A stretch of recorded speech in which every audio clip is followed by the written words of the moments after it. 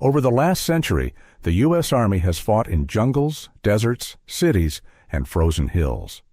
But through every battle, one thing has remained constant: the soldier and their weapon. In this video, we trace the evolution of U.S. Army infantry small arms from the trenches of World War I to the battlefields of the 21st century.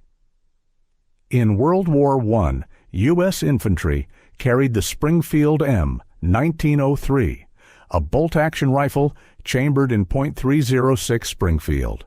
Rugged, accurate, and reliable, it was deadly in the hands of a trained marksman. Trench warfare also gave rise to the use of trench shotguns like the Winchester Model 1897, feared for close-quarters combat. Pistols like the M1911.45 ACP became iconic sidearms, offering stopping power in tight spaces.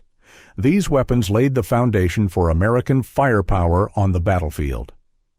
By World War II, U.S. soldiers carried the legendary M1 Garand, the first standard-issue semi-automatic rifle for any military.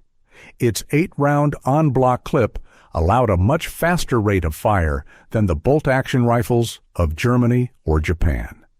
Troops also used the M1 carbine for lighter, more mobile roles, while the Thompson submachine gun and the M3 grease gun gave close-range punch. For automatic fire, squads relied on the Browning automatic rifle, BAR, and the M1919 machine gun, symbols of American industrial might. The Korean War didn't introduce many new small arms. Soldiers were still using the M1 Garand, M1 carbine, and BAR, but under vastly different conditions, fighting in extreme cold, rough terrain, and mountainous landscapes. The same weapons from World War II continued to prove reliable, but the need for lighter, faster-firing arms would soon push innovation forward. Vietnam marked a shift in U.S. infantry doctrine. The heavy Garand was replaced by the M16, a lightweight 5.56mm rifle with a 20-round magazine and selective fire. Initially plagued by reliability issues, the M16 would eventually evolve into the Army's long-term standard. The M79 grenade launcher, known as the Thumper, provided explosive support, while the XM177 and CAR-15 carbine variants gave Special Forces compact firepower. The iconic M1911 pistol remained the standard sidearm, continuing its long service life. Through the Cold War and into Operation Desert Storm, the Army focused on refining its existing weapons.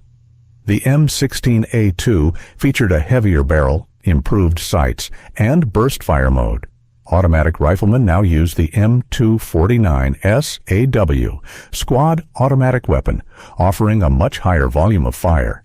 The M9 Beretta replaced the M1911 as the new standard pistol, bringing a higher magazine capacity and NATO standard 9mm ammunition. Weapons became more modular, and soldiers began using optics, laser aiming devices, and improved body armor. The wars in Iraq and Afghanistan emphasized urban warfare and flexibility. The M4 carbine replaced the M16 in frontline units.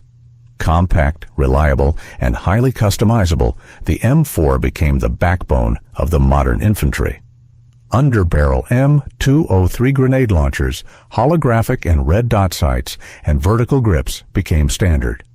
The M249, M240B, and M14 enhanced battle rifle supported suppressive fire and long-range engagements. Special Forces used modified rifles like the Mk18, HK416, and SR25, adapted for close quarters, jungle, or mountain warfare.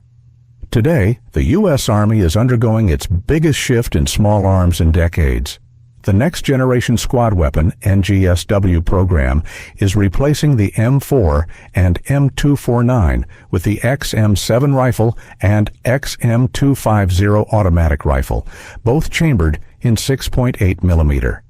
These weapons offer increased range, armor penetration, and adaptability for tomorrow's battlefield. Soldiers are also equipped with smart optics, suppressors, thermal sights, and integrated helmet displays. From single-shot rifles to digitally enhanced assault weapons, the U.S. Army infantryman has evolved, and so has their arsenal. Through each generation, American soldiers have carried the best tools their time had to offer. Their weapons have changed, but their courage has not. If you enjoyed this look at the evolution of U.S. Army infantry weapons, leave a like, subscribe, and let us know in the comments. Which weapon era do you think made the biggest difference?